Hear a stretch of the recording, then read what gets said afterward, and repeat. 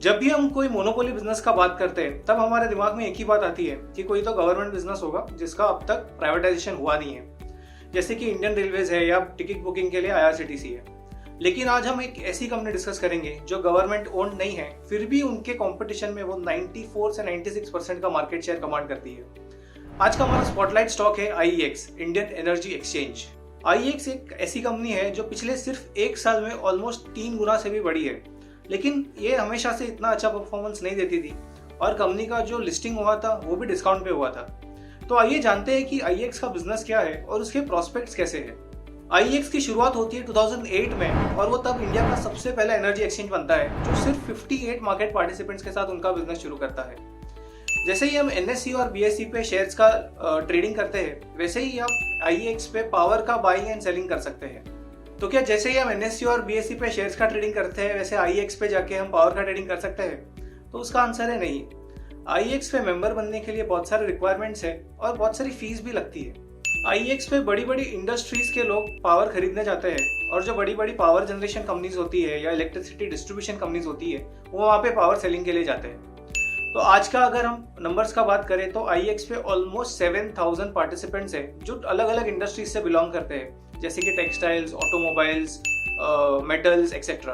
Company का major revenue आता है ट्रांजैक्शन फीस से, यानी जब भी कोई बाइंग और सेलिंग करेगा आईईएक्स प्लेटफॉर्म पे तो कंपनी को एक ट्रांजैक्शन फी मिलता है जो उसके रेवेन्यूज का ऑलमोस्ट 80% तक बनता है। यानी जितना ज्यादा ट्रांजैक्शन आईईएक्स के प्लेटफॉर्म पे होगा उतना ज्यादा कंपनी का रेवेन्यूज बनता जाएगा।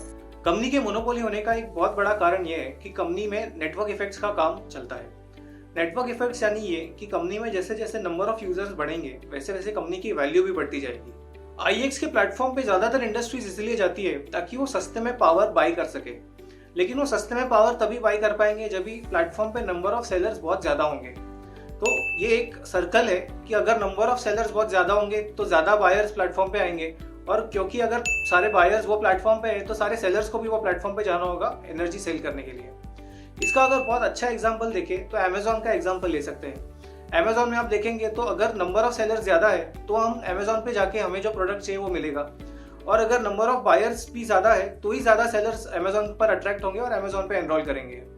तो इस कारण से मेजॉरिटी बायर्स और सेलर आईईएक्स पे आज अवेलेबल है।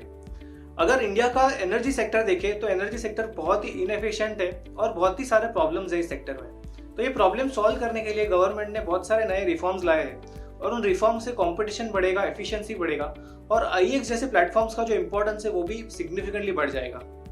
अगर आज का इंडस्ट्रीज का पावर रिक्वायरमेंट देखेंगे तो वो majority long term power purchase agreements के थ्रू लिया जाता है, लेकिन इन रिफॉर्म्स के कारण कंपनीज ओपन मार्केट में जाके सस्ते में पावर खरीद पाएगा। आज के टाइम पे इंडिया में ओपन मार्केट से सिर्फ अराउंड 6% का इलेक्ट्रिसिटी रिक्वायरमेंट लिया जाता है, और अगर ये रेशियो हम डेवलप मार्केट्स में देखें तो इट्स अराउंड 50%। यानी जो रूम फॉर ग्रोथ है कंपनी के लिए वो बहुत ही बड़ा है और कंपनी के ग्रोथ प्रोस्पेक्ट्स बहुत ही अच्छे हैं। कंपनी के अगर करंट फंडामेंटल्स की बात करें तो वो बहुत स्ट्रांग है। उनकी बैलेंस शीट पे अगर ध्यान देंगे तो बैलेंस शीट पे ऑलमोस्ट नील डेट है और जो रिजर्व्स है वो बहुत हाई है। कंपनी के रिटर्न रेशियोज अगर आप देखेंगे तो कंसिस्टेंटली 10 साल से 40+ % में रहे हैं और उनका सेल्स और प्रॉफिट ग्रोथ भी पिछले 10 साल से ऑलमोस्ट 15-20% से बढ़ रहा है। शेयर होल्डिंग पैटर्न देख के एक और अलग बात ये जानने मिलती है कि कंपनी में प्रोमोटर्स का होल्डिंग 0 है। ऐसा इसलिए क्योंकि कंपनी के जो प्रोमोटर थे FTIL यानी फाइनेंशियल टेक्नोलॉजी इंडिया लिमिटेड, उन्होंने उनके एक दूसरे एक्सचेंज के बिजनेस में डिफॉल्ट किया था, जिसकी वजह से सेबी ने ऐसा अनाउंस किया कि they are not fit to run exchange businesses. एक टाइम पे FTIL एक पायोनियर कहा जाता था एक्सचेंजेस के बिजनेस में, क्योंकि उन्होंने IEX बनाया था, MCX बनाया था, NSCL बनाया था और बहुत सारे अच्छे अच्छे एक्सचेंजेस के प्लेटफॉर्म टेक्नोलॉजी वाइज क्रिएट किए थे। तो इस कारण से प्रीवियस प्रमोटर्स को उनका सारा स्टेक IEX और MCX में जो था वो FIIs और DIIs को बेचना पड़ा। कंपनी की अगर मैनेजमेंट की बात करें तो बहुत ही प्रोफेशनल मैनेजमेंट कंपनी को रन करती है, और कंपनी के करंट जो चेयरमैन और मैनेजिंग डायरेक्टर है मिस्टर सत्यनारायण गोयल, वो भी एक रेलेवेंट एजुकेशन बैकग्राउंड से आते हैं और 40+ ईयर्स का उनको एक्सपीरियंस है पावर सेक्टर में। तो इन सब फैक्टर्स को देख के हमें ये पता लगता है कि आईईएक्स एक बहुत ही अच्छी कंपनी है। उसमें जो रूम फॉर ग्रोथ है वो भी बहुत बड़ा है और उनकी जो मैनेजमेंट है वो भी बहुत केपेबल है।